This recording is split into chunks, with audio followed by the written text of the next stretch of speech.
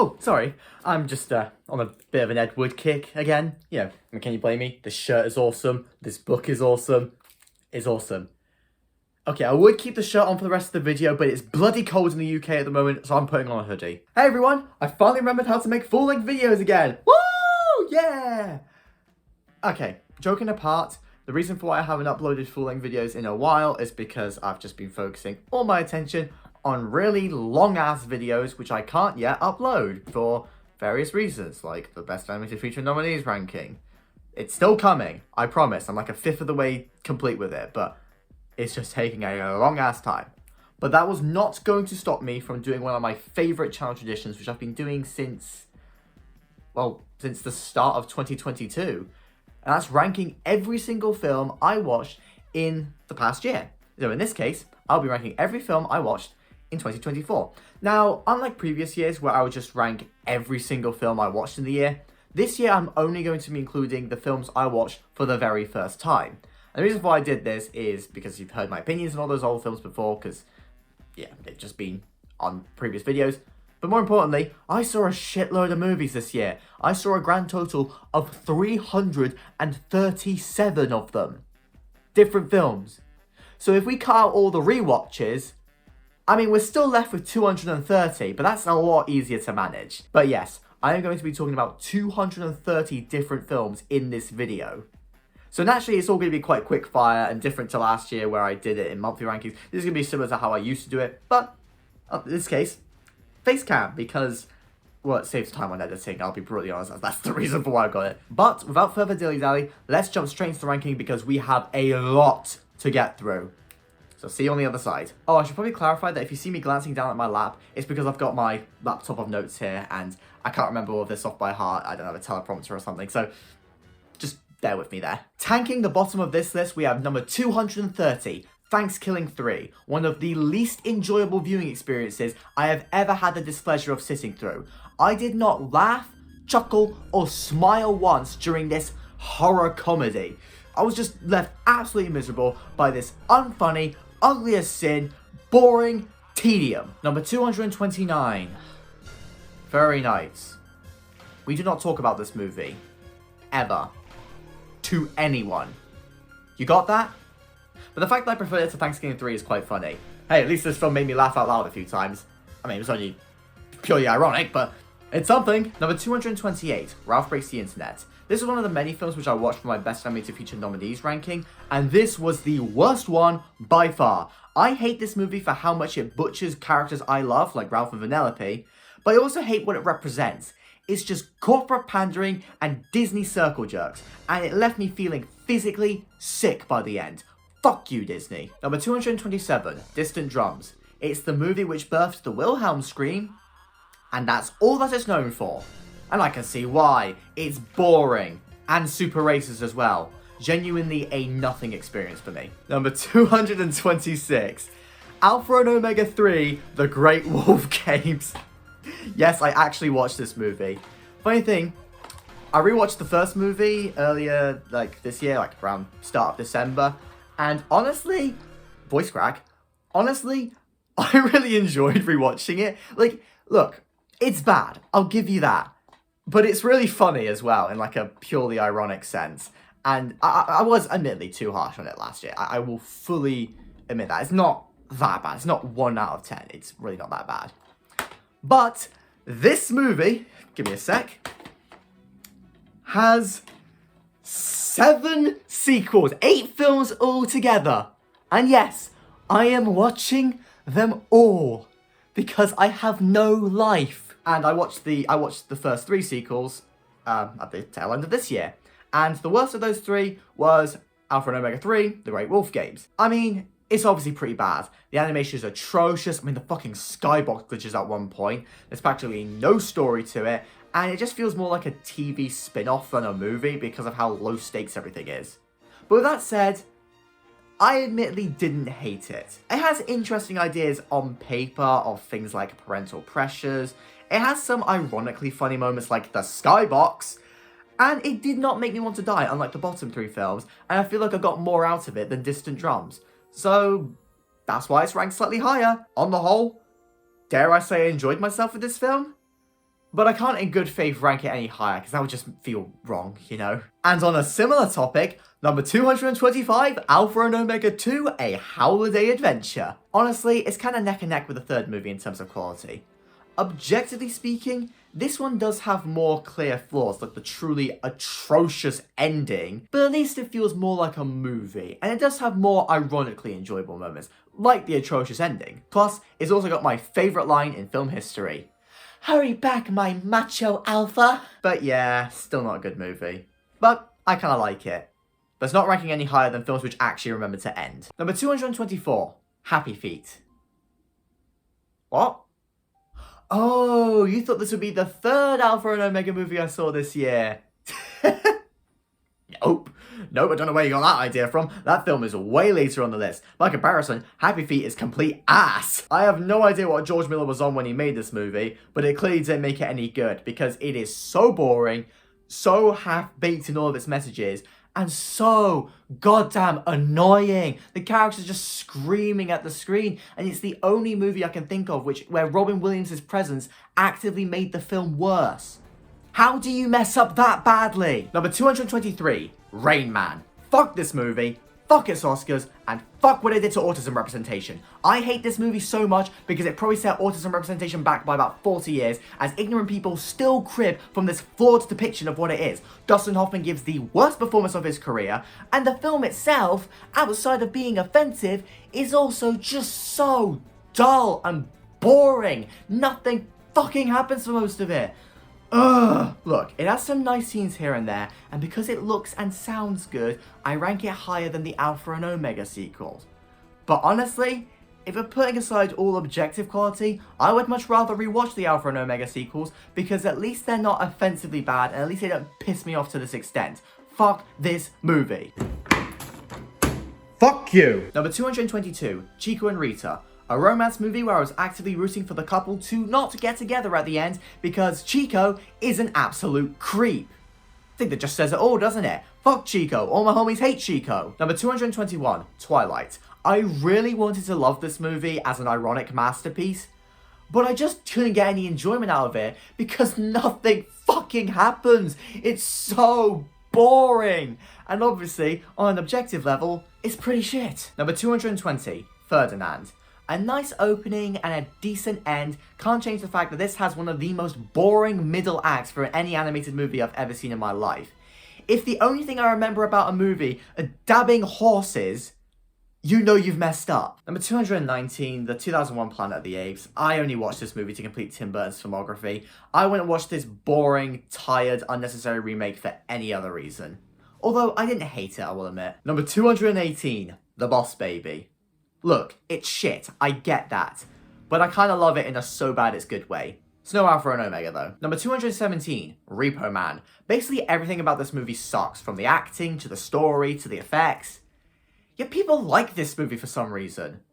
Why? It's shit! Number 216, The Illusionist. I watched this movie so I could make one joke in my Best Animated Feature nominees ranking. And it was not worth watching this boring ass movie for that one joke, because well, yeah, it's just super boring. It's a B-Tech version of The Prestige, and, like, it may have some good performances from Edward Norton and Paul Giamatti, and the magic stuff is kind of cool, but the story's so uninteresting, and there's barely any magic stuff. Like I said, just watch The Prestige instead, it's way better. Number 215, the 2019 Dumbo. Thanks Tim Burton to make me watch a Disney live-action remake. Although, this one does have Danny DeVito and Michael Keaton in it, which does make it more tolerable. Although the child acting was rough here. Number 214, the 2010 Alice in Wonderland. Yet another Tim Burton Disney live-action remake. And let me tell you, I have never seen a fantasy protagonist more bored by the world than Alice was in this movie. And that perfectly reflected how I felt about the movie. I just could not care less about this really ugly and uninspired remake. Number 213, Alphaville. I mentioned this movie briefly in my film studies ranking from this year, but TLDR, I do not like Jean-Luc Godard, and this movie is an especially boring one from him. I do not give a shit about any of the themes or anything presented here, because it is all executed in the dullest way imaginable, with no character, no nothing. It's all focused on the story, but the story ain't interesting. Just watch Blade Runner instead, because it was very clearly inspired by this, and it's way better. Number 212, Raya and the Last Dragon. has some nice animation, some nice ideas on paper, and some nice moments, but it's all completely ruined by the fact that the message is one of the worst executed I have ever seen in any film ever. If the message was better, this movie would be, like, 50 slots higher. But as it stands, it's just appalling in how it delivers its message. It's genuinely irresponsible. Number 211, Thankskilling, the original. Look, it's terrible in every conceivable way, but very clearly intentionally so, and so it misses the mark entirely and loops back round to become absolutely amazing, but in a purely ironic sense. That doesn't change the fact that there were double-digit scenes which had me laughing out loud. It's hilarious. It's not as good as Freebirds though, because I will admit this film is a bit misogynistic at points, and I don't like that. Number 210, Tenet. Look, I love Christopher Nolan as a director, but he was definitely up his own arse here. Like, the story made no sense, but that's not what I cared about. What I cared about was the fact that the characters and the heart just aren't there.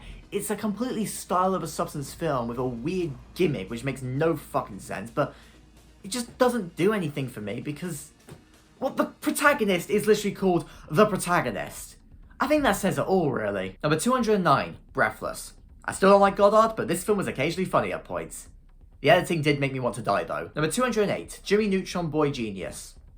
It's fine, it's a decent movie, not awful or anything. I just don't really give a shit about the characters or anything like that because I am not nostalgic for this whatsoever. I can understand if other people like it, but I don't really care. Number 207, The Croods. It starts off great, but it just meanders into being something incredibly dull, forgettable, and by the numbers by the end. But Nick Cage does make certain moments way funnier than they need to be. Number 206, The Passion of the Christ. Who would have guessed that 2 hours of mindless torture would be so boring? I mean, the torture scenes were well done, but I just don't give a shit about this movie. Maybe it's because I'm not religious, or maybe it's just a bad movie. I don't know. It was fine. It's fine.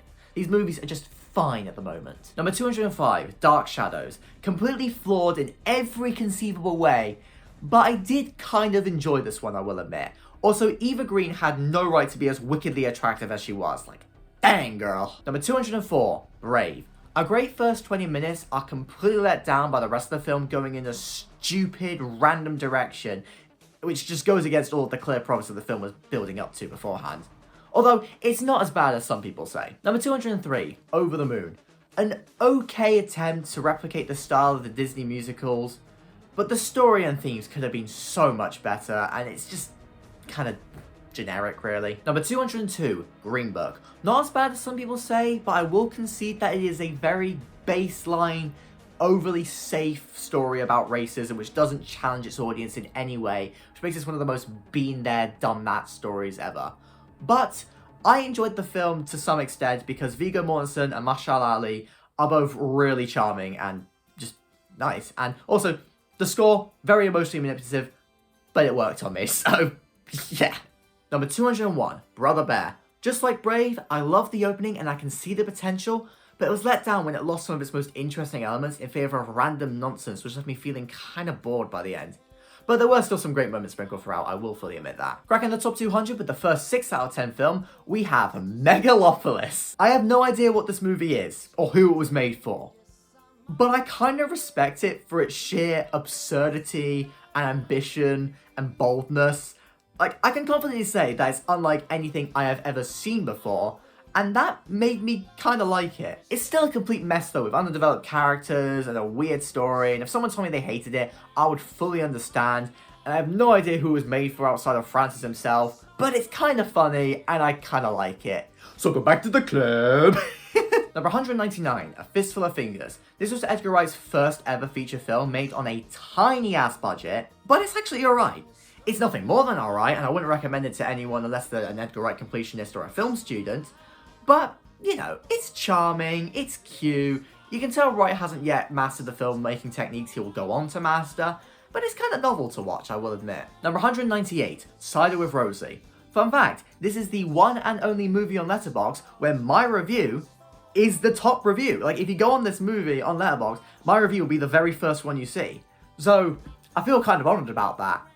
But the only reason that was the case was because no one else has seen this movie. It was a British made-for-TV movie based on a famous book of the same name, and it's alright, it's kind of got a bit of a dual narrative, and one is definitely, the adult stuff is definitely way better than the kids stuff.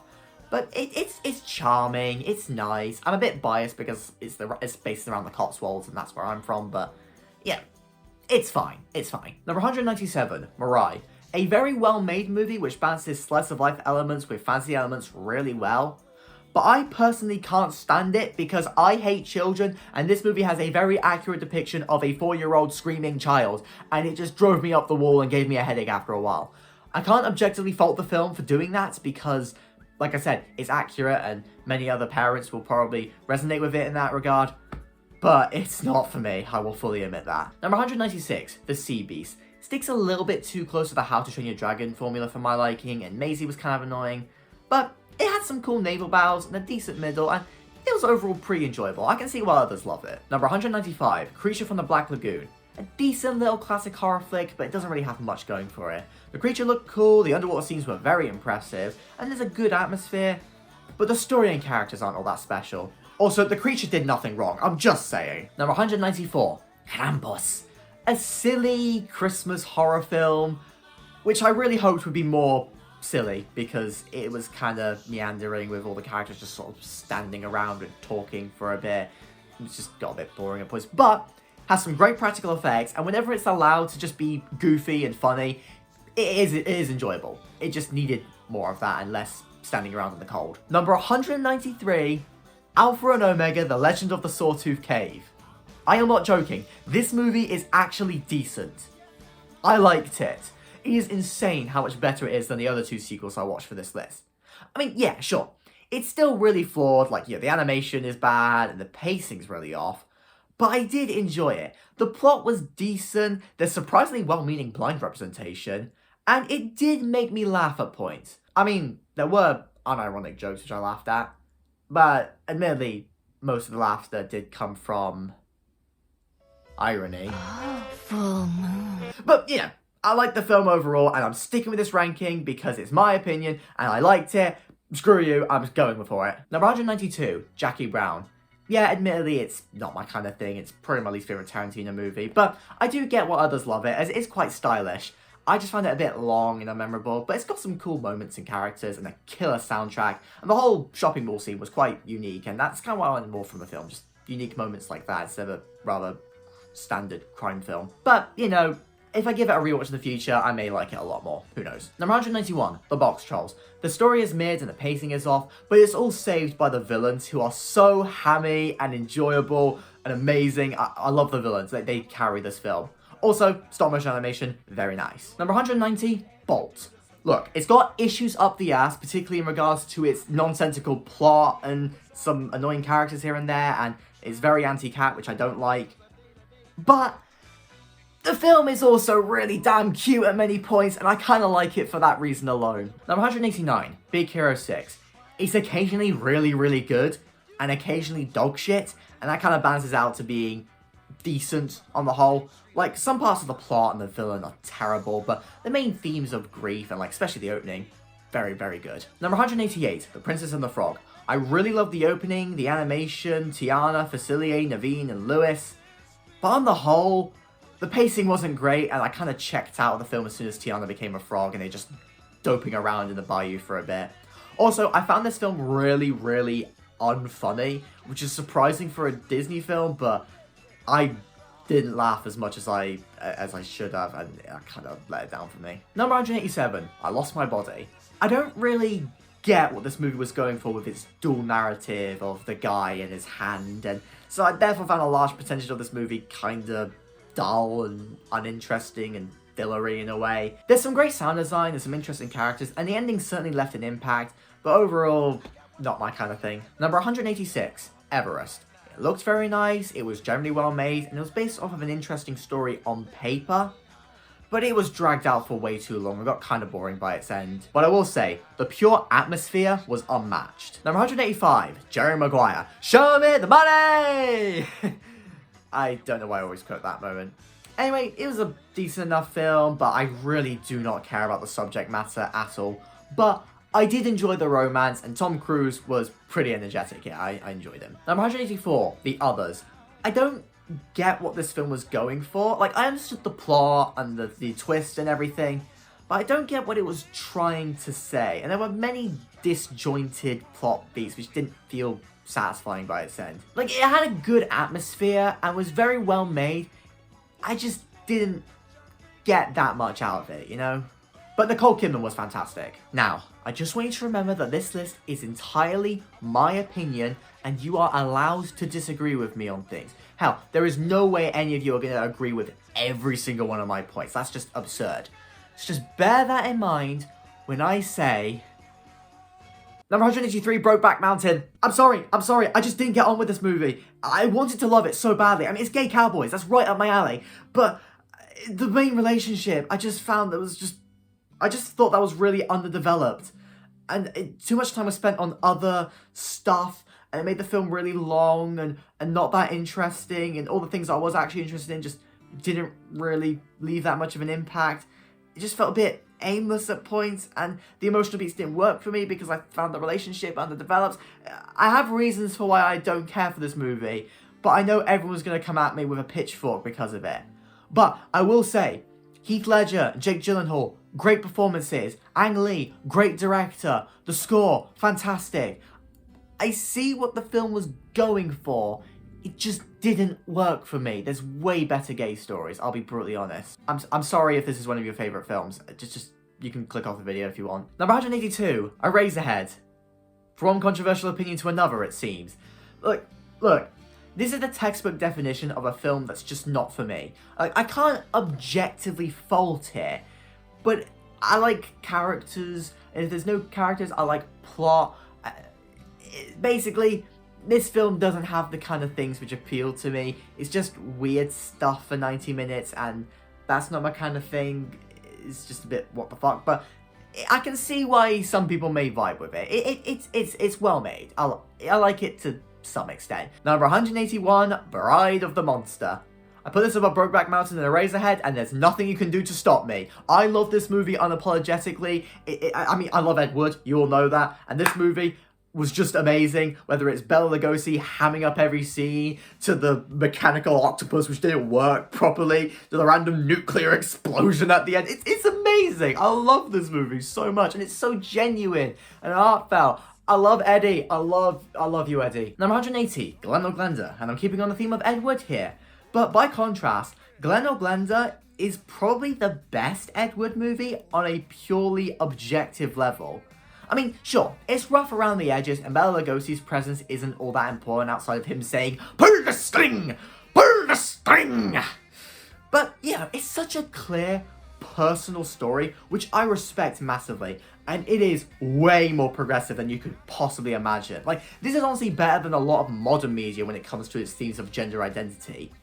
It kind of caught me off guard, and yes, I did watch this movie for Pride Month, and it was absolutely worth it. Honestly, give this movie a watch. Genuinely, I would genuinely recommend it. Like, I'm not saying it's, like, perfectly held up in the 70 years since it came out, but still, it's, like I said, it's more progressive than certain modern media, so I think that says a lot. Number 179, Following. The low-budget first feature film of Christopher Nolan is somehow better than both Tenet and The Dark Knight Rises. That's pretty funny, honestly. Anywho, this was another little film. It is a very simple little crime story, and the characters aren't all that interesting, but it is quite engaging thanks to the fact that it does actually have Nolan's trademark non-linear structure, which is very impressive for a very first film. Definitely watch this if you love Nolan films, because you get a lot out of it. Now, 178, Four Weddings and a Funeral. A decent comedy, not the best romance, I will admit, but it is very funny. I do like Richard Curtis's writing style, and I love Hugh Grant. So, yeah, I enjoyed this movie for its comedy, but like I said, romance could have been better. Number 177, Pretty Woman. It's enjoyable, it's sweet, I liked it. It's a bit long and not all that special, but it was still good for what it was. Now, 176, Frozen. Nowhere near as bad as people say. I mean, sure, it has issues, particularly around its ending and with its villain and everything, but it's got a lot of great heart, half the songs are bangers, it's surprisingly funny at points, and yeah, I liked it. Sue me. Number 175, Kung Fu Panda 4. Look, I get why many people didn't like this movie, as it is incredibly standard in comparison to what came before, but I don't know, I enjoyed it. I liked Jen, I loved the gay dads, the chameleon is nowhere near as bad a villain as everyone says it as she is. It's a fun enough movie, it's just lacking a bit of depth. Number 174, A Room with a View. Not my kind of thing, I'll admit. These kinds of stuffy, upper class, ooh, you've got to be prim and proper stories, they really bore me. But this one does have plenty of great moments, and the cinematography is gorgeous. Yeah, it's not a bad film by any means, it's just not really for me. You can tell it was my mum who got me to watch this. Now 173, The Illusionist. I really liked a lot of ideas for this film, but I couldn't fully get into it, as I just felt like the main characters lacked that compelling bond, and the dialogueless nature of the film just felt kind of off at points. But it's still interesting, maybe I'll come around to it more in the future. And it's definitely better than the Edward Norton film with the same name. Now 172, Toy Story 4. Way too overhated in my eyes. I mean, yeah, sure, it's got clear problems, Buzz, but I really like a lot of the ideas present here, and how it sort of subverts what the audience would expect from this kind of movie. It's also just really funny and very pretty. Toy Story 5 does not need to exist though. Number 171, Miss Peregrine's Home for Peculiar Children.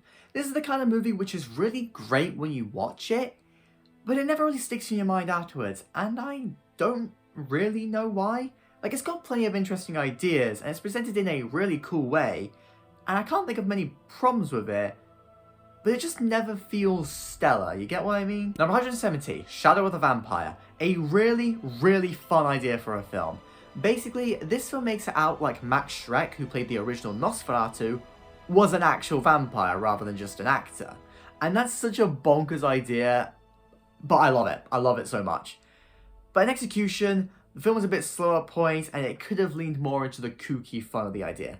But Willem Dafoe as a vampire was perfect casting. I mean, the guy is a vampire, just let's be honest here. Number 169, hey, Cat People. Which is a very fitting number because this is the movie where Nastasha Kinski turns into a cat when she's horny. The movie's way better than it sounds, trust me. It was quite interesting, very kooky, I liked it. Although I could definitely tell there were some deeper themes which I didn't personally get because asexual baby. So yeah, I couldn't really appreciate what the film was trying to do with its sexual themes, but you know, it was still a good movie. I still liked it. Now 168, Harry Potter and the Half-Blood Prince. Yep, I watched all the Harry Potter movies this year for the first time in God knows how long, and Half-Blood Prince was easily my least favourite. I mean, it's not bad by any means, the ending's great, it can be quite funny at points, but it just kind of feels like a filler chapter more than anything, with a load of pointless, boring love stories, and the movie's really ugly as well. But still, it's decent. Now 167, Elemental. I honestly enjoyed this film quite a bit. It has a few cliches here and there, but it was honestly quite sweet, and I really enjoy Ember as a character. It was just a cute, fun little movie, and I connected quite a bit with how the film portrayed an unconventional romance where physical intimacy isn't as possible, or as easy, or as expected. This is my roundabout way of saying that I connected with the film on an ace level despite the fact that it was most likely not intentional. Number 166, The Red Turtle. I mean, it's well made. I liked parts of it. I didn't understand what it was trying to say, but it was pretty cool. The dialogueless nature of the film got a bit weird by the second half, though. I don't know, it's a good movie, just not my kind of thing. Number 165, SEAL Team. I'm telling you all, if this movie was made by a more prominent animation studio like DreamWorks or something, you would all be singing its comedic praises. Seriously, this movie is surprisingly a lot of fun with a ton of great jokes, a lot of just fun energy. I mean, it's not deep or anything, but it's got J.K. Simmons. What more do you want? This movie deserves to be memed more, but in a good way. I love it. Number 164, Missing Link. A really fun little homage to the works of Jules Verne. I honestly can't help but enjoy globetrotting stories like this, and so it's natural that this film appealed to me. The main characters could have been a bit more interesting, but the journey was fun, and that's what's important. Plus, it looked gorgeous because of stop motion. Number 163, Insomnia. Despite having Dunkachino and Robin Williams knocking about, this is one of Nolan's lesser-known films, but it's actually decent. It's a pretty interesting crime story with a unique set of characters and a very unique performance for Robin Williams. But it's definitely a film which could have expanded some of its ideas a little bit further. Number 162, Mars Attacks. An absolute blast to watch in its second half. The first half is still decent, and it's fun seeing all these actors knocking about, but it really takes a while for the film to really get going. It isn't the most engaging at the start. But when it gets going, it's a riot. So overall, it's pretty good.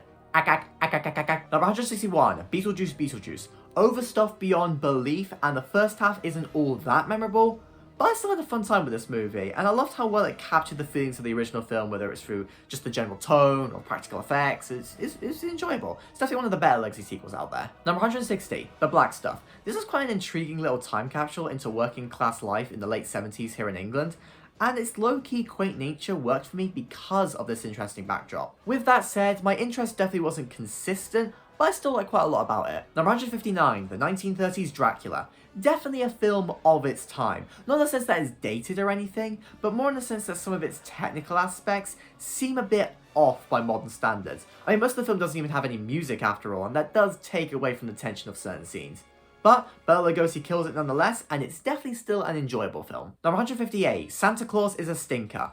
A completely bonkers French Christmas film, but it was pretty funny. I liked how much the ridiculousness increased as the film went along. Although without much else to really latch onto, I did begin to get a bit tired of it by the end. Number 157, Harry Potter and the Goblet of Fire. It's a very fun movie at many points, and it's got some fantastic elements near the end. The plot is quite unique for this franchise, and David Tennant is awesome as ever. But the characters are a bit of a mess here, and there's too much filler around the middle for me to rank it any higher. Number 156, Saw 4. Yes, I am making my way through the Saw movies. I watched the first 4 at the end of last year, and I'll definitely try and finish the franchise before Saw 11 comes out sometime this year. Either way, Saw 4 was the weakest of the films I saw so far, because the plot was an absolute mess. It had so many holes in it, and I don't get a lot of the ideas related to the characters like Riggs, like what did he do wrong?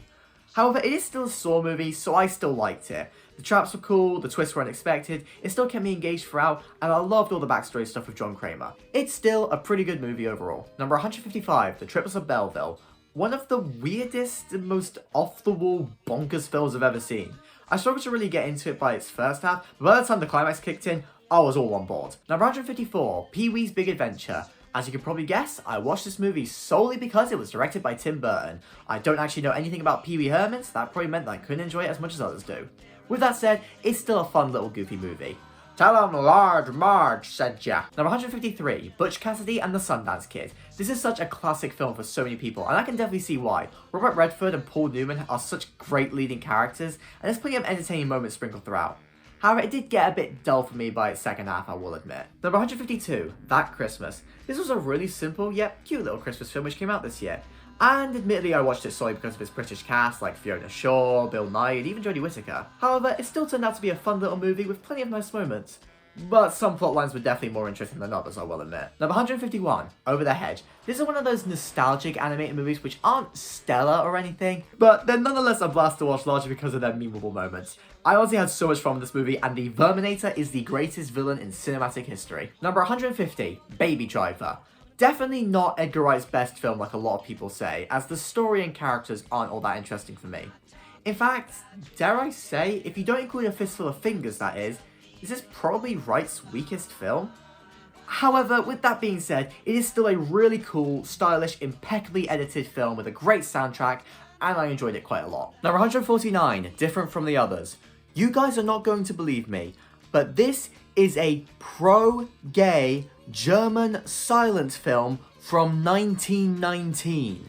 Yeah, see, the truth is, Weimar Germany was actually surprisingly progressive until the Nazis ruined it. And this film is the ultimate example why.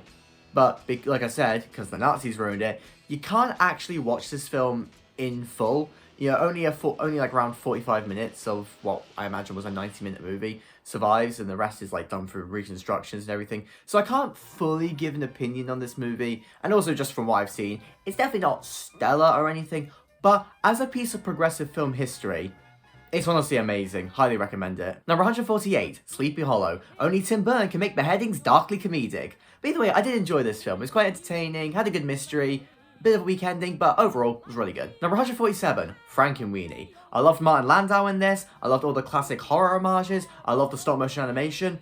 It's great on the whole, apart from the story, which is a bit of a mess by the end, but it's still a really entertaining time, and really cute as well. Number 146, Corpse Bride. Clearly I'm keeping on a similar theme of Tim Burton stop motion movies, but this one had a slightly tighter story, so I enjoyed it that bit more. It still has the same darkly comedic, fun energy throughout, and I just really enjoyed it.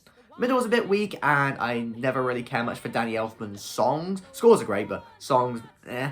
But on the whole, enjoyed this film quite a bit. Number 145, A Streetcar Named Desire. No, I did not rank this film this highly just because I'm crushing on Marlon Brando in this movie. although that did play a part, I will admit. I mean, his arms have inspired me, let's just say that. But even putting that aside, this is still a really good adaptation of the play, which I think works the best thanks to its performances, especially from Brandon, but Vivian Leigh was also fantastic. Number 144, Threads. Well, that was fucked up. Very fucked up. I mean, it wasn't as emotionally powerful as I was hoping, but it was still very, very effective, very dark. Number 143, Cabaret. I knew this movie was queer-coded before going in, but I didn't know to what extent. Holy mackerel. This movie's just proof that Weimar-era Germany was a lot more progressive than you might think. But either way, this was a great movie. I love the songs, I love the performances, I loved Liza Minnelli, as you could probably guess, and I did also really like the sort of sinister undertones present within this movie, where you can see the rise of the Nazis. It made the film a lot more effective than it would have normally been. Number 142, Cool Hand Luke. I love Paul Newman, man. He's just such a cool guy, and he makes this movie really entertaining. A golden oldie for sure. Number 141, Scooby-Doo on Zombie Island. Hands down, one of the best Scooby-Doo movies, because the mystery is actually quite thought-provoking in the end, and it delves into some slightly dark themes, but yeah, it is still Scooby-Doo, so it is still dumb fun at the end of the day. Number 140, 1950s Scrooge. Where this adaptation of the classic story really works for me is through Alistair Sim's performance. He just is Scrooge. Like, you can tell every single Scrooge after him was inspired by his performance in some way. It's just so ultra-specific and iconic, and I love it. But as an adaptation itself, it's very good. It follows all the events of the story really well. It's a bit paced weirdly at the start with the Ghost of Christmas Past, but on the whole, was very good. Although Tiny Tim was not tiny, he was medium-sized Tim at best. Number 139, The Commitments. An aggressively Irish movie with a load of fun band shenanigans. What more do you want from a film? Number 138, Flags of Our Father. I admittedly found the main war stuff not all that interesting. It was kind of just a bit of a generic B-Tech version of Saving Private Ryan. But where this film worked for me was thanks to its main themes of propaganda. That was really interesting to me. So overall, great film. But we'll see what Clint Eastwood can truly do with the Iwo Jima setting later. Number 137, Purple Noon. Alain Delon as an attractive psycho. It's perfect, what more can I say? Although the film did take a little bit to get going, but once it got going, it really got going, and I loved it by the second half. If you enjoyed the film The Talented Mr. Ripley, you'll love this because it's literally the same story. Talented Mr. Ripley is a remake of this, so yeah. Number 136, Ice Age. You know, all of the unnecessary sequels and Ice Age baby memes have made me forget that this film is actually really solid. Like, yeah, sure, some jokes don't work, and the animation is definitely really dated, but the story is endearing, the characters are nice, there's some solid emotional moments. I'd recommend giving this one a go if you haven't seen it in a while. I think it's held up. Number 135, Raising Arizona. It was my very first Coen Brothers movie, and it was certainly very wacky. I mean, it's got Nick Cage, what did you expect? Either way, I really enjoyed this movie. Nick Cage was a blast. John Goodman screaming his head off was never not funny to me. Some parts of the characterizations, particularly with Holly Hunter's character, didn't really work for me, but on the whole, very solid movie. Number 134, Wicked. I'm not a theatre kid, so I wasn't as head over heels in love with this movie in comparison to a load of other people. You know, I found it a bit long, the lighting was kind of shit, you know, stuff like that. With that said, the performances were excellent, and the ending is literally perfect. It just is. Number 133, Treasure Planet. Yeah, I get why this is a classic for many people. It's got a really cool, unique aesthetic. The main duo of characters with Jim Hawkins and John Silver, they're fantastic. It's just a really, really cool, pretty movie. But I hate Ben. I really hate Ben. Fuck Ben. All my homies hate Ben. Number 132, Surf's Up. A really, really unique animated movie from a purely aesthetic point of view. Like, it's a mockumentary animated film about surfing penguins. That's so cool.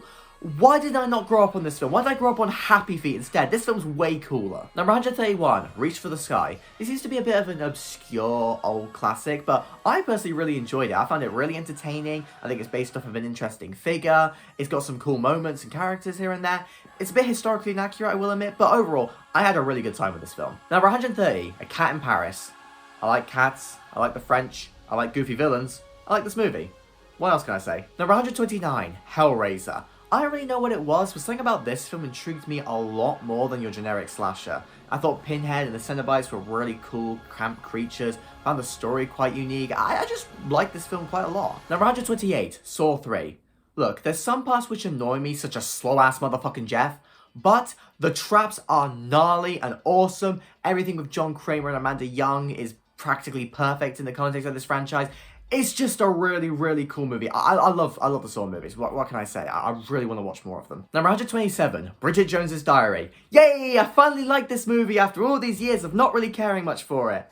Truth is, I've just grown up and now I like romance movies like this because I'm not a stupid, cynical teenager. This was a fun movie with a lot of great British wit. Plus, Hugh Grant and Colin Firth for the win, baby. Number 126, Saw 2. Out of all the Saw sequels which I saw this year, this one easily had the tightest plot with an ending twist which I literally did not see coming. It was so cool. It expands on everything that the first movie set up in bigger ways, sometimes even better ways. It's just a really, really damn good movie. Number 125, Notting Hill. Back again with a British rom-com starring Hugh Grant. While some parts of the movie may drag out a little bit, it was still super funny, super charming, super cozy, and it's got Hugh Grant. That's automatically a win for me. Number 124, The Secret of Kells. The weakest of the cartoon saloon movies that I've seen, purely because I found the story for this one a bit generic. But it still sounds amazing and looks incredible. Number 123, Robot Dreams. I really love some of the themes and ideas present within this movie, and I get why many people absolutely love it. But I wish it was a short film, as I think it would have been paced better if it was. Number 122, The Rocky Horror Picture Show. Look, there's no story and it can get a little bit over the top at the end, but this is just such a fun romp of a film. I loved it. And Tim Curry's a legend. Number 121, Frances Ha. A film which I really need to come back to when I'm older, as it's very clearly tailored towards the struggling mid-20-something, not the with-it teenager. But still, I can appreciate this film for what it is and for what it tried to say. I just need to go out with it a bit more. Number 120, Let the Right One In. This vampire romance movie blows Twilight out of the water. I mean, yeah, it's also quite slow-paced, similar to Twilight, but this one has a lot more going for it thematically, and it's just a lot better. Plus, it looks nicer. Granted, I do think it is a bit long, but it's still a lot better than Twilight. It's a really solid movie. Number 119, Song of the Sea. Look, I love how this film looks and sounds. I love a lot of the themes and ideas. The characters are really interesting. The world's really interesting. But I just don't love it as much as other people do because I wasn't the biggest fan of the ending, I will admit. Sorry to disappoint, but I did still really like this film though. Don't worry about that. This isn't a Brokeback Mountain situation. It's still a really, really great film. Number 118, The Orphanage. I think we should just let the Spanish cook when it comes to making ghost stories, because between this and Guillermo del Toro's The Devil's Backbone, they've clearly got a knack for crafting really compelling ones. Number 117, Death Proof. The first half was decent, I'd say, and the second half was literally perfect, no notes. I just love a lot about this film. I love Kurt Russell, I love the grindhouse aesthetic. It's just a really, really fun film. I don't really know why people don't talk about this film on the same level as other Tarantino films. It's really, really good. Up! It's Once Upon a Time in Hollywood. I can't do the DiCaprio point, but that was my best attempt at it. Anyway, I really, really liked parts of this film. I loved the stuff with Rick Dalton. I loved the ending as it was super bonkers and fun. I loved the general vibe of this film. There's a lot to love about it. But it's way too damn long, and some parts feel incredibly unnecessary. Like, I did not need to see an extended scene of Margot Robbie's feet, Tarantino. But still, it's a fun movie. Number 115, Mississippi Burning. This was definitely an effective film when it came to its raw depiction of racism, and Gene Hackman and Willem Dafoe were both excellent here. But admittedly, the story did get a bit repetitive by the second half, which did kind of lose my interest a little bit. Number 114, Batman! Or should I say, The Joker, because Batman is barely in this film, surprisingly. Fortunately, Jack Nicholson is a fantastic Joker, Michael Keaton is a fantastic Bruce Wayne, and I really love Tim Burton's aesthetic for these Batman movies. Unfortunately, I did not give a shit about the journalism subplot. Number 113, Disney's Robin Hood. Not gonna lie, this is probably my favourite Robin Hood film. It's just really fun and laid back and charming. It's just a nice one to vibe to. Also, Foxy Robin is wonderfully charming. Number 112, Big Eyes. Easily one of Tim Burton's most underrated films. Literally no one talks about it, despite the fact that it has some really interesting themes related to art and creativity. And it's got Christoph Waltz, that's automatically a win. Why do people talk about this movie more? It's fascinating, honestly. Number 111, Paddington in Peru. Definitely the weakest of the Paddington movies for me, as you can feel the loss of the original film's writers. But this film was still wonderfully charming, and Antonio Banderas and Olivia Colman both absolutely killed it here. They were what made this movie for me. I loved it. Number 110, Fitzcarraldo. Funnily enough, this film was actually referenced in Paddington in Peru. But either way, this film nailed its atmosphere. It's slow paced, but it works so well. You just feel a sense of unease of the Amazon jungle. The story is crazy, but it worked. It's effective. The filmmaking is incredible. I love it. But I will fully admit, the film doesn't work as well for me because I find the behind-the-scenes stuff way more interesting. Seriously, look at the behind-the-scenes for this movie. It's wild. Klaus Kinski is a madman. Number 109, Harvey. A very, very sweet Jimmy Stewart comedy with a lot of great intentions behind its admittedly wacky idea of an imaginary friend who's also a bunny. But, you know, it's fun. It's a farcical film, but it's very pure-hearted. Perfect for Easter. Number 108, Boy and the World. I have never seen a movie quite like this one before. Its presentation was truly unique, but perfectly nailed exactly what it was going for with its themes of loss of childhood innocence and capitalism and everything. I just really wish it was a bit shorter, as I feel like some parts were padded out, but nonetheless, presentation gets an 11 out of 10 for me. I think that's what really makes this film work. Number 107, The Goonies. I don't know about you, but 80s adventure movies just hit different, and this film just proves why. It's got so much childlike wonder, and it sparks your imagination so well, and it's a blast to watch. I really enjoy it. Number 106, Kubo and the Two Strings. A gorgeous stop-motion movie, which I am mad at myself for not watching sooner, because I know for a fact that I would have loved this movie as a kid. I just wish Kubo was a more interesting protagonist, but on the whole, this movie's cool as hell. Number 105, Son of Rambo, an underrated British gem of a film with a lot of childlike wonder and heart to it. I love First Blood, so naturally I love watching these kids pay homage to it. Number 104, Monsters University. Stop sleeping on this film.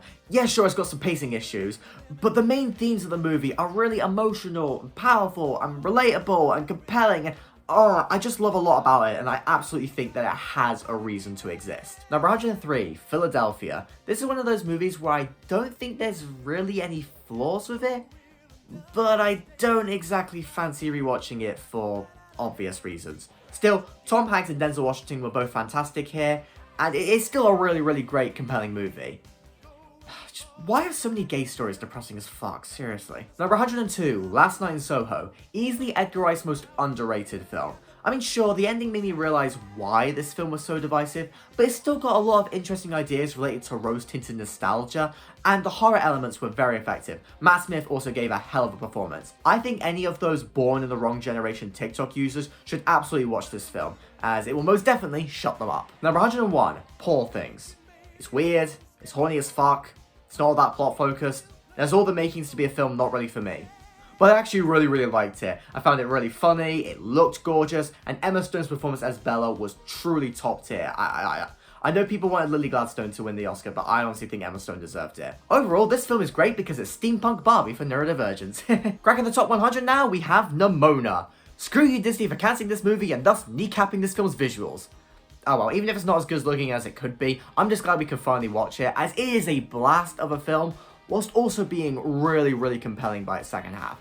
Although, admittedly, I found it a bit too fast-paced at points, so I couldn't really register everything, but when it slowed down around its end, it's really, really good. Like I said, screw you Disney for cancelling it. Number 99, Silent Movie.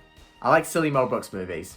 I'm not sorry. This film easily provided me with some of the biggest laughs from this entire list. I loved all the silent film shenanigans, and the cameos were truly legendary. Number 98, The Passion of Joan of Arc. At the front and center of this film is hands down one of the greatest acting performances in cinema. It's something truly incredible, and that's what makes the film so good. But I will admit, I kinda wish this really wordy movie wasn't a silent film, as it kinda took me out at points. It didn't leave me feeling as engaged as it could be. But like I said, main performance was breathtaking, honestly. No words, it is perfect. Number 97, Scarface. It is a little bit long for me at 3 hours, but that doesn't stop this film from being a really cool gangster film with Al Pacino stealing every scene. I also love the 80s aesthetic of this film. Say hello to my little friend! Number 96, White Christmas. They just don't make musicals like this anymore. I want more movies to be this colourful and vibrant and full of life, and I want more musicals to have choreography this stellar. this movie was just such a blast to watch because of how it looked, but it's also really, really funny as well. The whole bit with Bing Crosby and Danny Kaye in drag was the hardest I laughed all year, I bet. But there were a few annoying cliches here, I will admit. And on the topic of musicals, number 95, Sweeney Todd, The Demon Barber of Fleet Street. An entertaining musical for very different reasons than White Christmas. It's not vibrant and full of life, it's darkly comedic. But I really, really, really liked it. I'm surprised Johnny Depp and Helen Bonham Carter can sing as well as they do, especially because it's their first time singing, but they nailed it. Number 94, Moana. Whilst not my favourite Disney movie, it's probably got my favourite Disney musical soundtrack. I am obsessed with all of these songs, I know them all off by heart. It's amazing. But the film does have really good characters, a fun story, and gorgeous animation and everything alongside it. It is a good movie, but I'll admit, I'm mostly here for the songs. Number 93, Trap. You know what? Fuck you all. This movie is awesome. Or should I say, this movie is crispy. It's super engaging, super entertaining, super unique, super interesting. It's the whole package. Like, okay, sure, maybe the emotional climax could have been built up to a little bit better, but it doesn't ruin the film by any means. It's still really great. Why are you all hating on it? It's awesome. It's crispy. It's Trap, man. I'm pissed off with Letterboxd sometimes. Fucking 2.7 rating, y'all are just high. Number 92, the original Saw. It's the best of the Saw movies that I've seen, and I can see it only getting better the more that I think about it, because I was surprised when I first saw this how much I actually really, really liked it. It was consistently engaging, the performances were, they had a range, but they were quite entertaining. The ending twist left my jaw on the floor, and I was spoiled by the twist, but it was still that effective that I was like, oh my god. And it incited me to watch all the sequels, so I think that's just a sign of a good movie. I highly recommend it. Also, no one believes me when I tell them that this movie's gay as fuck, but that's purely because they've never seen Adam before. Like, it's Adam. It's Adam. Number 91, A Silent Voice. I don't know what it is, but something about this film is preventing me from loving it as much as other people do. And like, I genuinely don't know why. The characters are interesting, the drama is hard-hitting, the emotional beats work. That's everything going for it, but something about it just doesn't click with me. I genuinely don't know why. Number 90, Casino, the first Martin Scorsese film which I watched for this list. And if this is the weakest of the 7 films I saw from him, then you know that he's clearly an incredible director. Because I really liked a lot about this film. Robert De Niro and Joe Pesci were both fantastic. The pace is surprisingly solid for a 3-hour film. I love the aesthetic and the casino setting. It's a really, really cool movie. I just didn't get what they were trying to do with Ginger, I will admit. I don't get her character. Number 89, The Adventures of Priscilla, Queen of the Desert. Well, at least there's one lighthearted and fun queer story. Number 88, Last Samurai. This is definitely one of those films which I need to rewatch because when I saw it, I don't think I was in the right headspace for it. Because this is definitely a slow burn film which you gotta be really into. But I still appreciate a lot about it. I love the cinematography. I love Alain Delon for many reasons. And yeah, it's a really, really solid film. I need to get back to you on this one, definitely. Number 87, Moonlight. It's strange. Super low-key films like this often require me to rewatch them more than like confusing big blockbuster films, because there's just a lot of hidden subtext in films like this which I need to fully appreciate when I got a greater idea of everything. And Moonlight's one of those films where I definitely need to rewatch it, but the more I think about this movie, the more I love a lot about it. It's very tender, very heartbreaking, very interesting, very interesting. I think it deserved Best Picture, even if there are a couple 2016 films which I prefer to it. Number 86, Tess. It's one of those movies which I really appreciate a lot about, but I hated watching it because the subject matter just, I admittedly can't handle it. I know it's a flaw with me, but I mentioned it in the film studies ranking. It's just, I don't want to rewatch this film. Didn't really like watching it, but I still think it's a gorgeous looking movie, incredibly well acted. It's fantastic. Just, yeah, I didn't like it. Number 85, Harry Potter and the Philosopher's Stone. I completely forgot how much pure, childlike wonder this film generates. I know it's going to sound cheesy, but honestly, it's magical. Number 84, The Zone of Interest. Haunting. Absolutely haunting. The sound design really is as incredible as everyone says. Admittedly though, this is another one of those films which I think would have been better as a short film, as some parts did feel kind of padded out to reach the feature-length runtime, but when this film works, it works wonders. But Holy fuck. Number 83, American Psycho. Admittedly, it took me a while to get into this film and figure out what I was going for, but now that I understand it, I can look back on it and appreciate how it executed its themes. But I mainly just like this film because hip to be square. That was not his dance, I don't know what I was doing. Number 82, Harry Potter and the Order of the Phoenix. Oh, we all love to hate on Umbridge, don't we? I mean, it's valid, and she definitely makes this movie incredibly memorable. And I really like this film. It's got a great plot, it's got some interesting themes related to propaganda. Its main flaw is that Harry Potter sucks at romance, and this is no exception. Number 81, Harry Potter and the Deathly Hallows Part 1. The first half is honestly perfect, probably the best of the entire franchise. But the second half does have some pacing issues for me, although I did really like the ending. And I especially loved how no-nonsense and serious this film was in comparison to all the others. It's a great film, just not as good as the first half promised. Number 80, Slumdog Millionaire. I vibed with this movie a lot more than I expected to. I just really loved the whole game show structure of the film, and it led to some truly edge-of-my-seat moments at the very end. I think the film's just really interesting. I like the passage of time shown here, and yeah, it's just a really, really cool movie. I really liked it. Jai-ho! Number 79, the original Miracle on 34th Street.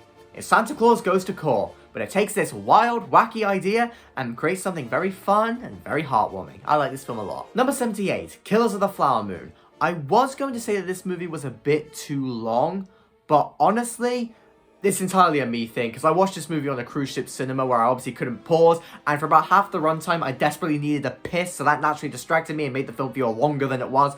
So yeah, this is entirely a me thing. I desperately need to rewatch this film.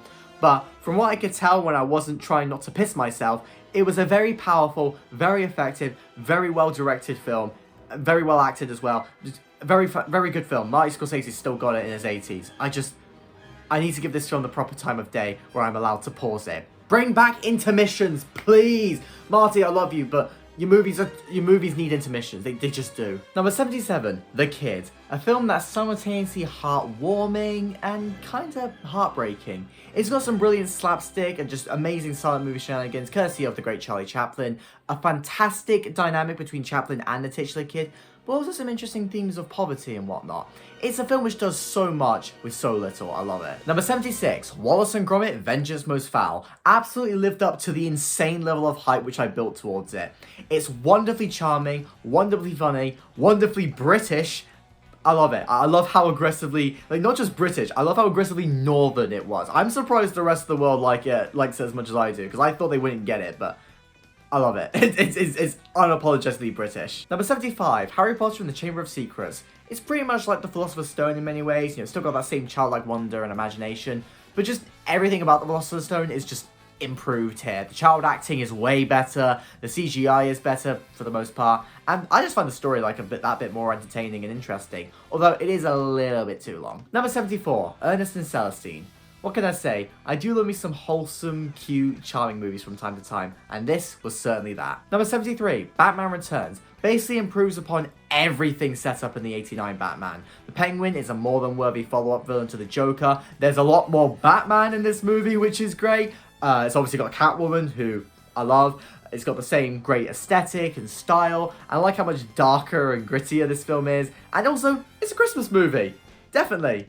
Yeah. Number 72, The Wizard of Oz. This is probably that one old movie which most people have probably seen before. And honestly, it's a more than worthy choice for that, because it is so much fun, so whimsical, so imaginative. And now that I'm older, I can't even begin to fathom how they created a film this visually impressive in 1939. It is incredible. Number 71, Harry Potter and the Deathly Hallows Part 2. A more than worthy finale to the franchise with fantastic action, really effective dramatic beats, especially with Snape. And it's just got a really great sense of finality to everything. It would be ranked higher if it wasn't so dark. I mean, lighting-wise, the tone was fine. It's just, the lighting was just sometimes too hard to see anything. But rest of the film, fantastic. Number 70, Brazil. Like many other dystopian stories, this film went hard with the production design, but it also had a really interesting story with great themes related to the bureaucracy, which I sadly related to way too much, but yeah, it's a great satire. Really unique dystopian film, I'd say. At number 69, we have Rango. A film which is not at all fitting towards the number, but who cares, because Rango's awesome. Now, I love westerns, so it's no surprise that I love Rango, as it is a brilliant homage to the classic westerns. It's just as cool, it nails its tone, its atmosphere, its style perfectly, it's well directed, it's just a super unique animated film throughout. I love it, I love it. Number 68, Forrest Gump. As a history buff, I just find it really funny to see a man bumble his way through famous historical events. That's honestly the main reason why I love this film, even more so than the emotional stuff. Although, the emotional stuff is very good. I can see why many people love this film. Number 67, A Rebel Without a Cause. James Dean is a treasure who left this world way too soon, and this film proves why, as he is stellar here. And it's also a really compelling story about youth, with some strong emotional moments near the end with Plato. It's a classic. I was surprised by how much I love this film. Like, even beyond just James Dean. Number 66, Yojimbo. I desperately need to see more Kurosawa movies, as I saw 2 for this list, and they were both amazing. In the case of Yojimbo, it was way more entertaining than I expected it to be. Like, seriously, this one was laugh out loud funny at points. Like, I mean, it's not a comedy per se, but it's quite goofy, it's quite fun. But it's also got stellar action and a fantastic story with the protagonist sort of playing 5D chess with everyone. It's brilliant. Honestly, it's way better than A Fistful of Dollars. Number 65, Big Fish. One of Tim Burton's best and most emotionally resonant films, I feel. It's got some really interesting ideas about stories and the power that they can hold, and the structure plays around with this idea very, very well. But it's the ending which truly elevates this film. It was so good. Nintendo 64, Dunkirk. As I said earlier, I'm a history buff, so it's natural that I love films like this which focus on an interesting point in history. However, Nolan definitely approached this film in a very unique way, which appealed to me. Thanks to its non-linear structure and triple narrative, it just helped to make the film a lot more interesting and gave it bigger scope. I really like this one. One of Nolan's most underrated films, I think. Number 63, Manchester by the Sea. When I call this film miserable, I am not dissing it, I'm actually complimenting it, because this film is miserable, but that just shows that its emotional beats all hit really, really hard. Like, this is a downer of a film, but incredibly effective in so many ways, and I especially loved the way that certain parts of the story were withheld until later points. I need to rewatch this one with, like, the full knowledge of everything that happened. I feel like it'll have a lot of extra meaning, but at the same time, I don't know if I really want to rewatch this film because, like I said, it's a bit of a downer. But a fantastic film nonetheless. Number 62, Persepolis. Despite knowing next to nothing about the historical context of this film, I still really got onto it thanks to its presentation, its main ideas of isolation, and also thanks to parts of its tone, as it's not all bleak, and instead somewhat darkly comedic, and that appeals to my taste. I like darkly comedic things. And yeah, this film was really great. Number 61, Scott Pilgrim vs. the World. An absolute explosion of infectious energy which I can't not have a good time with. But it's also got a really interesting commentary and breakdown of relationships, and it's been on my mind a lot recently, but in a good way. I really, really love this film. Number 60, Four Lions. Proof that you can do a comedy about literally any topic, so long as you do it well. This film is just top tier in the comedy department. It is hysterical with some of its gags. Some moments just live right through my head. I refuse to spoil them, but oh my goodness, I adore this movie on a comedic level.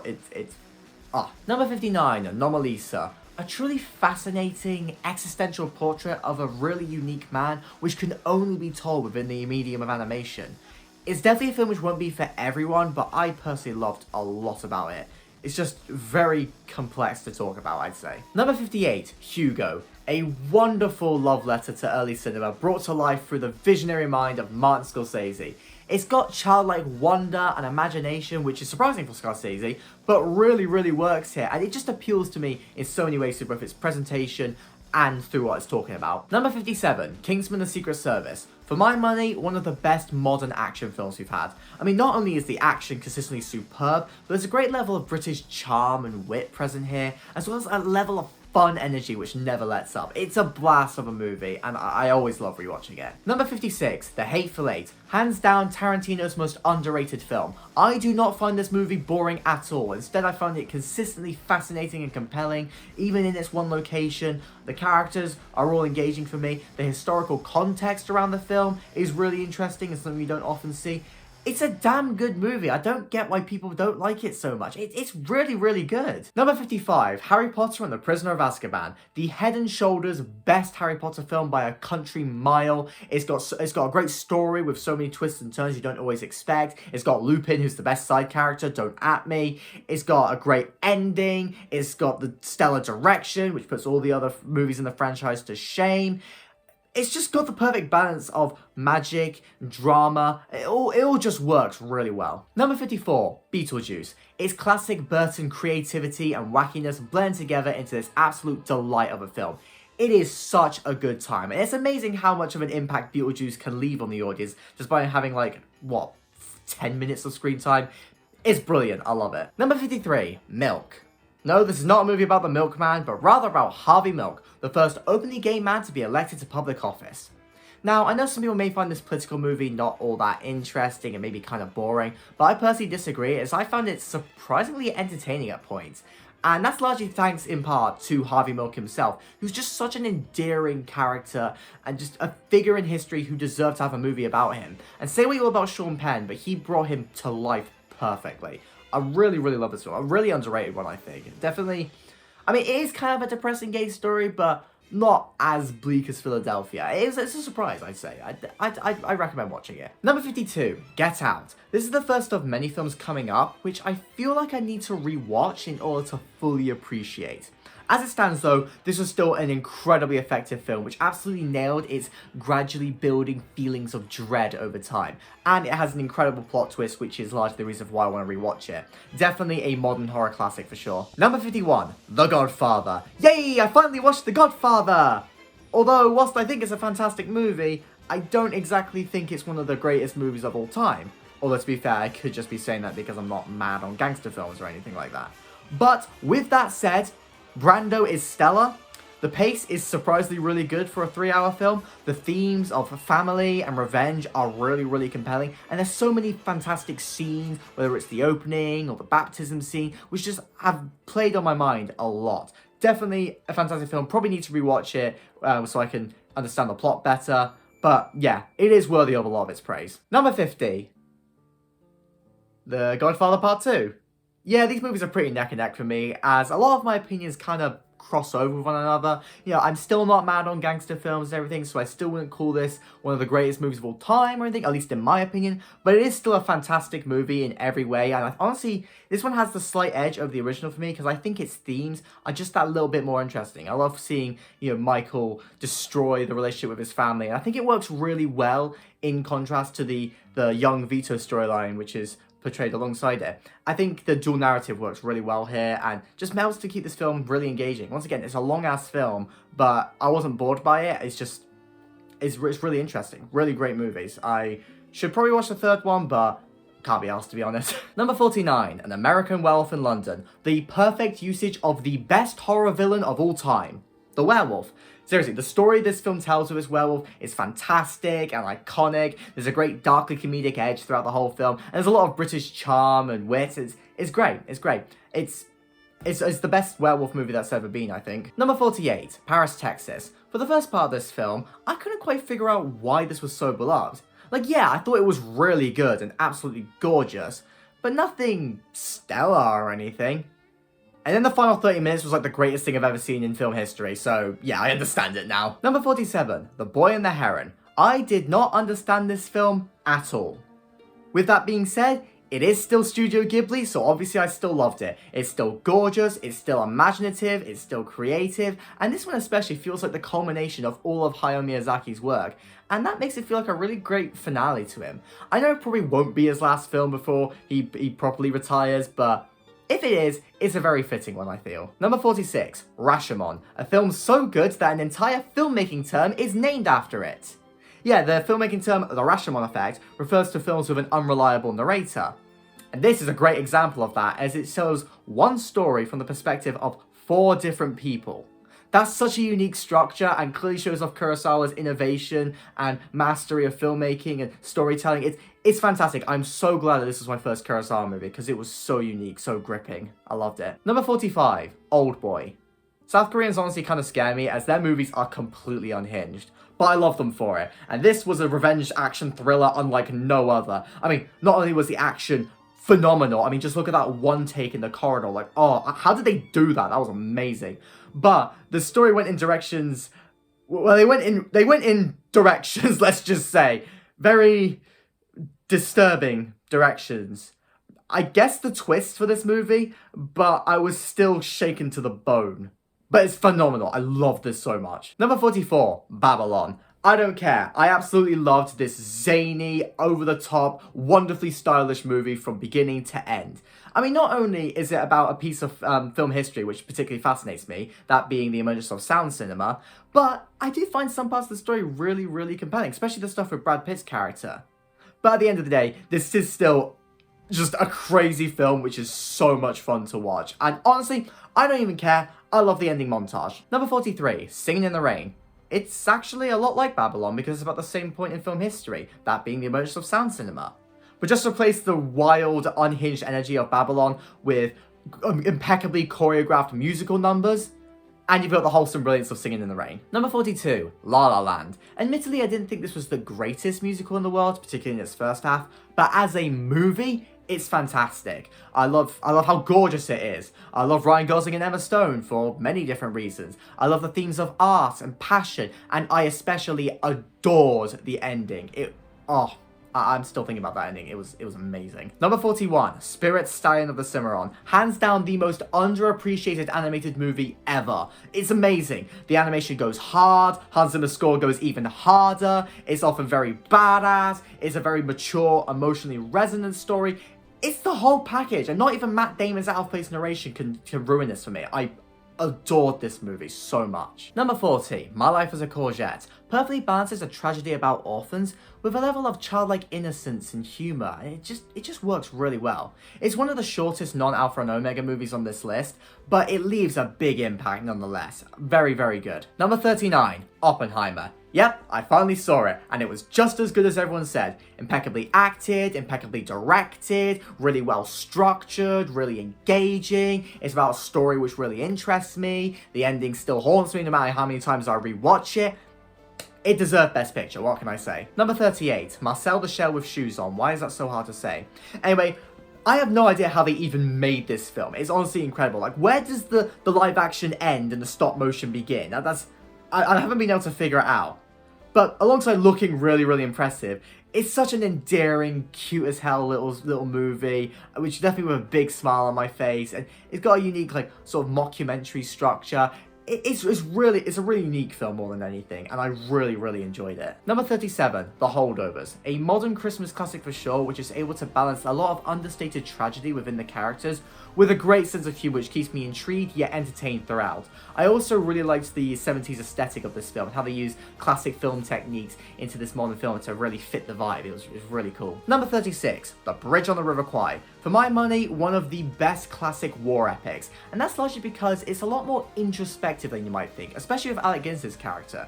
You know, he's very prideful and patriotic, and the film starts by showing that in quite a positive way, but by the end, it shows the sort of negative ramifications for that, which is something you wouldn't see from a 1950s war epic like this. And it just builds towards the climax fantastically. And obviously, as a classic Hollywood epic, it looks gorgeous, and I have no idea how they were able to pull this off. I mean, just look at the bridge. The bridge is amazing. I love the bridge. The bridge is the best part of The Bridge on the River Kwai. Aside from Alec Guinness's performance, he was incredible. Oh god, this is taking forever.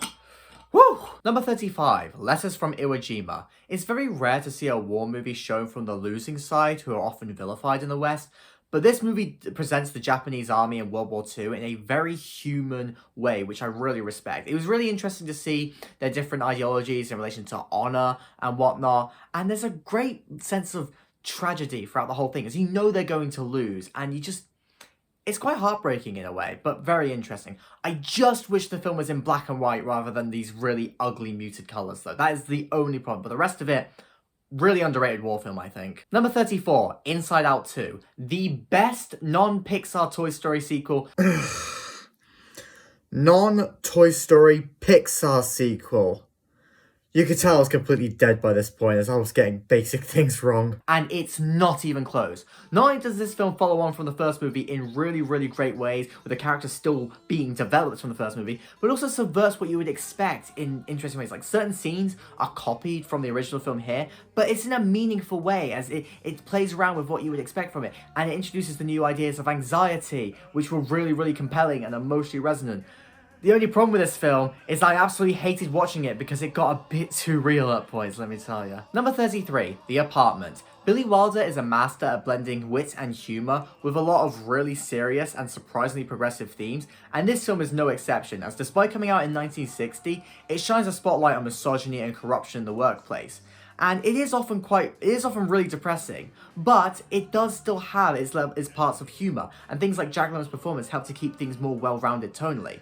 It's definitely a film which I need to rewatch more to fully appreciate, as there's a lot of understated drama and power here, which I think I need to appreciate more. Number 32, Past Lives. A really, really unique story which takes a look at old relationships. You know, it's the relationships where the people involved have moved apart from each other, and looks at what it's like in the modern landscape. And this film has all the hallmarks to be annoying, cliche, and maybe even problematic, but it never is. It handles its story with a lot of delicacy and tenderness, and it's really, really, really well done, and absolutely gorgeous as well. Number 31, Django Unchained. It's not really much of a review if I just say it's cool, but honestly, that's why I love this film. It's cool. The action is cool, the music is cool, the visuals are cool in many ways because there's snow everywhere. The characters are cool. I love Django, I love Schultz, I love to hate Candy. It's just the whole package. I really, really love this movie, and I could honestly listen to Christoph Waltz talk for hours. Number 30, Shutter Island. Honestly, it felt more like a Nolan film than a Scorsese film. But I'm not complaining, as I love both directors, and this film was fantastic. It went in directions I did not expect. It left me feeling constantly uneasy whenever it needed to. It still looked fantastic, and it has a plot twist which has me dying to rewatch the film. Number 29, The Big Lebowski. A completely insane ride of a film which I just loved from start to finish. It's incredibly entertaining, incredibly endearing, surprisingly laid back as well in a way. And I loved how the story kept evolving as it went along, as that helped to keep things engaging. The characters are all really, really good, and it's just got a nice vibe to it. I really, really love this film. Number 28, Train to Busan. Without a doubt, one of the best zombie movies we've ever had. I mean, not only is there constant edge-of-your-seat tension throughout, but the main train setting is super unique and leads to many creative ideas, like with the tunnel. But I think where this film really works for me is thanks to its emotional connection, as unlike a lot of other horror films, I actually care for these characters and want them to survive, and I think this film absolutely nailed its tone. Number 27, Doctor Strangelove, or How I Learned to Stop Worrying and Start Loving the Bomb. I mean, it's an iconic political satire for a reason, as not only is it a scathing look at politicians in the Cold War and is held up really, really well, but it's also legitimately hilarious. Like, there are so many quotable moments in this film, and when I just think of my favorite parts, I'm left giggling. It's hilarious, but can be quite haunting at points. It nails its dark comedy, and I had no idea Kubrick could be so funny, honestly. It's fantastic. Number 26, The Fabelmans. Look, I love this movie on a base level as an aspiring filmmaker myself, as I find it really inspiring, really fun at many points. But where this movie truly succeeds is thanks to its very personal, very compelling, and very low-key family drama. It's really emotionally powerful at many points. I love the way it's sort of tied into Sammy's filmmaking. It's really well done, and as I said, it feels very personal. You can tell this is something Spielberg had his heart in the whole time. Phenomenal film. Also, the ending is just peak. Like, let's be honest, I'm not going to spoil it, but if you know, you know. Number 25, Goodfellas. Look, I may not love gangster films, but this is kind of the main exception for me, as Scorsese's sense of energy and humour is right up my alley, and it helps to make this film so engaging and entertaining, but still interesting, as we can see this glamorous lifestyle gradually become more and more ugly and criminal over time. I think this film really strikes that right balance of not glamorizing these horrible gangsters, but still presenting them in a super entertaining way, which is perfect for the movies. Or as Scorsese says, the pictures. Oh, and the soundtrack for this movie is absolutely killer, what can I say? Number 24, The Prestige. A movie like this should not work as well as it does, because by its end, it goes in a completely ridiculous direction, but it still works so well thanks to how it's presented within the context of the film. But alongside the surprisingly good twists and turns, this film just works as well as it does because it's a really entertaining back and forth rivalry between Hugh Jackman and Christian Bale, and it presents these magicians in the most wonderfully glamorous and exciting way imaginable. It's just the best thing that could possibly be done with a story like this, honestly. Number 23, Amelie. Pure-hearted, gorgeous-looking, wholesome, quirky fun. It's basically right in my alley in every way. It's very simple but very endearing, quite relatable at many points, and it's just lovely. Watching this film makes me feel warm inside, and I honestly want more films like this. Number 22, The Breadwinner. A bleak but brutally honest look into the oppression of women in Afghanistan, yet still holds out a level of hope in spite of how bad things look. It's inspiring in its own unique way, as it makes it clear that people will always rise up in spite of danger and oppression. That's a nice note to leave the film on, but it doesn't stop it from being incredibly difficult to watch. And it's very, very powerful. Number 21, Reservoir Dogs. A small-scale, minimalist crime film which is still able to remain engaging and expertly structured and plotted. I can never quite guess what would happen next, right up until the rather upsetting ending, but it all works so, so well. How the hell was this Tarantino's first film? Seriously, he knocked it out of the park here. Alright, now we're on to quite a significant point in the list, as we have finally entered the 10 out of 10 territory. Yes, the remaining films are the films which I think are near perfect. I absolutely adore all of them so, so much. And to show you how much I adore them, I'm going to be covering up the footage of my face with footage from the actual movies, because honestly, you deserve to actually see what I'm talking about in this case. So, let's get straight into it with number 20, Loving Vincent. I was told before going in that this film looked amazing whilst the story was mid. You're all wrong though. Not only is this film hands down one of the single best looking movies I've ever seen in my life, but the story was also really compelling. I wasn't expecting it to play out like a sort of mystery, but it works well with the main theme of the film, all about the futility of trying to find meaning behind personal suffering. As a big fan of Vincent van Gogh as both an artist and a man, this movie just ticked all of the right boxes for me. Number 19, The Lord of the Rings, The Fellowship of the Ring. It's the weakest of the Lord of the Rings trilogy for me, but I very clearly still adore it so much. I mean, these are just the best fantasy epics of all time, with fantastic characters, brilliant action, consistently good paces despite the long length, and plenty of heart and humanity. This one's definitely the simplest with its plot, as there's a lot to set up here, so therefore it doesn't really stick out to me in comparison to the other films, but everything it does is still practically perfect. Number 18, Pride. This is one of those movies which just brings me more joy than you could possibly imagine. It's one of the most endearing and likable films out there, with so much British charm bursting at the seams. The historical context behind the film is fascinating, it's consistently really funny, and because it's so lighthearted and nice, it makes the emotional moments hit that bit harder. But unlike so many other gay stories, this is not a miserable experience, and it's instead one which I can always go back to. I loved it. Number 17, Betty Blue. You know what? This doesn't feel right. There we go, I'm by the poster now, yay! If you're wondering why I have the poster, I got it for a couple reasons. First of all, well, it's really pretty. Second, uni students always had this poster, well at least they didn't back in my parents' day, so it'll be fun to have it. And thirdly, I absolutely adore this film so much. Yeah, Betty Blue is incredible, and that's honestly amazing coming from me, as it's a film which really shouldn't work for me. I mean, it's a very horny movie where nothing that spectacular happens for 3 hours. FYI, I watched the superior director's cut. However, through the cinematography, the understated yet heartbreaking performances, the perfect balance of entertainment, romance, and tragedy, and the overall great vibe, the film was never boring for me, and I was just floored by it overall. It's my dad's favourite movie, and I perfectly understand why. Also, this film made Tequila Lapido a meme in my family. You do not want to see what happened at New Year's. Ugh. Oh, do you want to see my other posters? Like, I got Betty Blue, I got Spider-Verse, I got Shaun the Dead, I got Whisper of the Heart Cushion, got a massive poster of The Last Wish. I like him. I like my poster collection. Oh, and I got Clint Eastwood over there.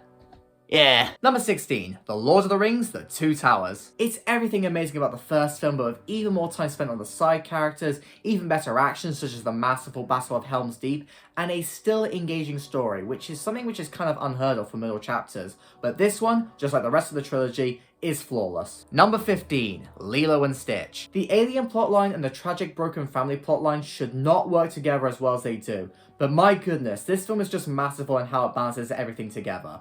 It's funny, it's creative, but it's emotionally devastating as well. It's the whole package, and is without a doubt my favourite film from Walt Disney Animation Studios. Number 14, The Elephant Man. I feel bad for not caring much for Eraserhead, as David Lynch is honestly an incredible filmmaker, and this film just proves why. Underneath what you might expect from a film like this is a very human story which never feels exploitative, as instead always sympathetic towards a man who was never given an easy hand in life. To say that I was emotionally invested in John Merrick is an understatement. I think John Hurt's performance was what truly sold it for me, alongside the impeccable makeup. Although Anthony Hopkins was also incredible here. It's Lynch's most accessible film by far, but I did love some of the weirder moments within this film. Honestly, every great thing that a film can be was all distilled within this one package. Number 13, The Wind Rises. I know nothing about planes. I don't really give a shit about planes. I assumed this biopic about a famous Japanese plane designer wouldn't do anything for me. But holy shit, I cared so much about every part of this film. Everything with Jiro and his wife left me hooked on an emotional level. Miyazaki's direction and the gorgeous animation make the plane stuff so much cooler and more magical than they would be for me normally. And underneath everything is this level of tragedy which comes as a result of our current historical knowledge. You're constantly just waiting for the moment where Jiro's passion will be exploited for evil, and that's so compelling within the context of the film. This film is honestly kind of like Oppenheimer, but from the Japanese perspective. But honestly, this one was way better for me as I was a lot more emotionally invested. Number 12, Pulp Fiction. I mean, it's Pulp Fiction. Every line of dialogue, no matter how mundane, is compelling or entertaining. All the stories are engaging in different ways, and the way they intertwine is really fun to figure out. It's interesting to see the ways in which different people are perceived by whoever the story focuses on. Tarantino's direction is on top form. The film is so iconic, which makes it so great to watch. It's Pulp Fiction, man. I love it. Need I say more? Seriously. Number 11, The Wolf of Wall Street. With the exception of RRR, I have never been more entertained by a 3-hour movie. Not to say that this is the best 3-hour movie ever made or anything, I'm just saying that it's one of the most consistently entertaining for me. This film just has a fantastic sense of energy within its opening, and it just never lets that energy go. It's a chaotic, bonkers, hilarious romp of a film at many points, but it's equally deeply sinister, but in a way which is really compelling. You want to see Jordan Belfort get into increasingly ludicrous scenarios because it's fun to see him mess up, and you want to see his downfall. It's entertaining but never misguided, just like Goodfellas. But I honestly prefer this film to Goodfellas because of the energy present here. And also, Jordan's constant charisma is just a blast to watch. This is a consistently gripping but really entertaining film, and honestly, I just adored it. Cracking the top 10 now, we have The Tale of the Princess Kaguya. I didn't even know movies could be this good. I mean, the animation is something truly unique and gorgeous, the story is complex with every character being given sufficient depth to flesh them out, the themes of parental failures and the subjugation of women are consistently compelling and heartbreaking, and the ending... I have no words. For the first time in my life, I don't have anything to say. The ending is just... perfect. No notes. Number 9, The Wild Robot. I honestly kept thinking that I should rank this movie a little bit lower, but then I thought back to my reaction when I saw this film back in October, and that reaction only made me want to rank the film even higher. This film was honestly just an overwhelmingly positive experience for me in every way. I loved all the characters, I loved how it looked, I loved the pure-hearted themes and ideas, I loved the score so much, and certain scenes made me cry so hard, and I'm not afraid to admit it. Honestly, this is just everything which I love from movies. It's that good. Alright, I'm going to move to the middle of the screen because for number 8 and 7, we've got a bit of a double bill here, and that's the Kill Bill duology. I'd say that out of the two, I slightly prefer Volume 1, but honestly, they're practically neck and neck for me, and I might as well discuss them together as they are the same story. But man, these films just tick all the right boxes for me when I'm looking for a cool movie watching experience. Because these movies, they're just so damn cool. The direction is slick, the homages are geeky, and I love them. And on a personal level, I like the homages because they remind me of when I would throw in homages in my old plush videos. The action is superb, the story is gripping, and most of all, I think the character moments here are all incredible. Kiddo is one of my favourite protagonists, and everything with Bill is just perfect. It may not be my favourite Tarantino film, as that's Inglourious Basterds, which isn't on this list, and I get why some may see it as too style over substance, But for me, it's without a doubt one of my favourite movies to just sit down and enjoy. Number 6, The Departed. I'm sorry for the shit Boston accent, but I just could not do it. The best Scorsese movie which I watched this year, and it's gonna have to take something truly incredible from him to top it. This has honestly got one of my favourite plots for any film. The dual moles infiltrating both the police and the mob is a genius idea for a story, and this one presents it in the most consistently gripping way it could have possibly been done, which all comes to head into one of the most edge-of-my-seat climaxes I've ever seen. But even before then, Scorsese's usual entertaining moments are still present here, and they make every scene with Jack Nicholson a delight, but it also helps to contrast the serious moments, which leads to a shocking, unexpected experience. My jaw was honestly on the floor during so much of this movie, and there aren't even any major twists. It's just that effective at telling its story that I had that reaction, and I just loved it so much. This film is without a doubt one of the best films to ever win Best Picture at the Oscars.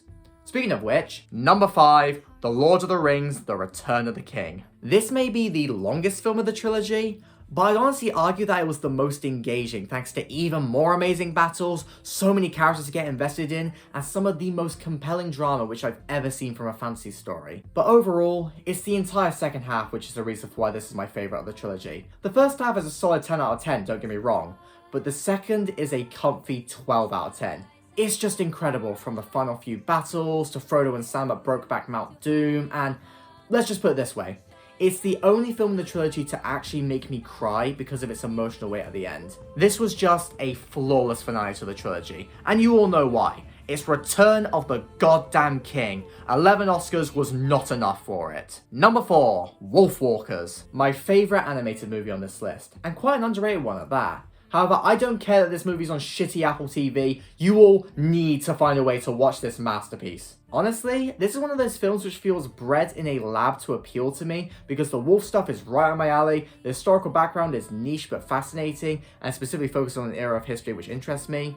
Its themes of connection with others as well as the freedom to be who you are really resonate with me immensely. It's a gorgeous looking movie throughout, and a lot of its beauty and emotion comes from its simplicity and humanity. It may be a fantasy story, but the main relationship here feels so real, and it's all so impactful on me. I loved everything about this beautiful film. Number 3, Barton Fink. This was an utterly bizarre film which went in, quite frankly, insane directions by its second half. But the more that I thought about it, the more I absolutely adore it. Yes, it's weird at first, but when you consider the psychology of the characters, it gets a lot easier to understand. And when I was able to grasp things better on a rewatch, yes, I watched it twice this year, it quickly shot up to become a real favourite of mine. Whilst I always relate to its brutally honest portrayal of writer's block, the more subdued themes and ideas related to anxiety ended up resonating with me in a completely different way, and it made the film a lot more compelling and scarier than it initially seemed. But I really love everything about it, and there's still so much which I'd love to unpack here. Definitely check out this underrated masterpiece from the Coen brothers. I'm gonna do a shitty Morgan Freeman impression when I say number 2, The Shawshank Redemption. It's the highest rated movie on IMDb, and I can perfectly understand why. It's honestly a near flawless experience. Andy and Red are phenomenal main characters who you grow to sympathize with over time. Andy Dufresne is very distinctly endearing through both his cleverness, but also his compassion. And Red, played by Morgan Freeman, is just a pleasant soul to be around. I'm not keeping up this voice, honestly. I gotta go back to normal me. Anyway, the movie's also a lot more inspiring than you may initially think, as it presents a portrait of humanity's hope and optimism, even in the most terrible of circumstances. There's just so many beautiful moments sprinkled throughout this film. However, that doesn't stop there from being plenty of moments of genuine heartbreak. I mean, I just have to say Brooks was here and I already feel like crying. It's a film which is in equal parts inspiring at points, but also scathing in its criticisms of corruption which is found in places like prison.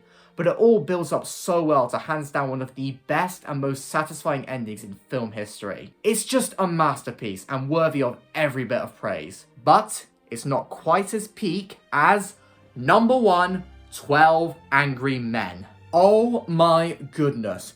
Who would have guessed that 90 minutes of 12 dudes talking in one room would be one of the most compelling films that I have ever seen in my life?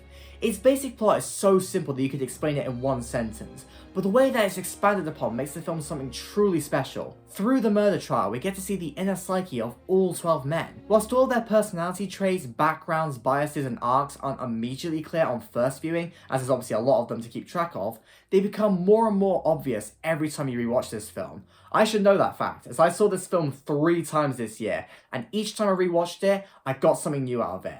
Yes, I got something new out of a movie set in one location. But these characters are just so layered in their own unique ways, and that makes the story feel real, as it aids the building drama as the film carries on. But these deep characters also tie in well to the main theme of the film, all about personal prejudice and how it clouds better judgment. This film very clearly shows the flaws of the justice system, but it also shows how these issues of biases extend even beyond that and contribute to things like racism. There's just so much to digest thematically here. Also, on a technical level, the direction and editing was incredible here, as they were able to maintain visual interest masterfully, as seen from the fact that the frame gradually becomes tighter and tighter as the film progresses and things get more heated and the shots increase in speed. It's the little details like that which allow this film to work as well as it does in every caliber. And, of course, the acting is something else. I'm usually terrible at remembering who's who within a film, but everyone's so good and distinct within this movie that I never have that problem. I could honestly gush about this movie all day. It's just without a doubt one of the best movies ever made, and it's probably become one of my top 5 favorites of all time. It's that good. Please, please, please watch it. I don't care if you don't like old movies, watch it anyway. It's easily my favourite film that I watched for the first time in 2024. And that was my list. Bloody hell, that took forever. Honestly, this took me like 4 different recording sessions to fully complete. It was that long. I'm absolutely knackered. Look, I love talking about movies, but 230 is pushing my limit slightly. But still, I really enjoyed making this video, as it was great to talk about these different movies from different genres, styles, directors, countries, eras. And let's be honest here, when am I ever going to have another opportunity to talk about 12 Angry Men and Alpha and Omega in the same video? Anyway, I hope you enjoyed this video, and do let me know what the best films you saw in 2024 were, whether they're new releases or older films which you watched for the first time.